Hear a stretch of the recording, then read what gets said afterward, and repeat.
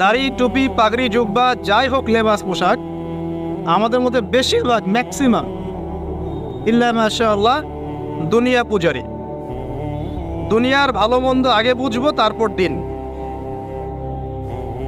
দিনকে আমরা দুনিয়ার উপরে অগ্রাধিকার দিতে শিখছি না। আগে দুনিয়া, পরে দিন। এমন একটা যুগ যেখানে ধার্মিকদের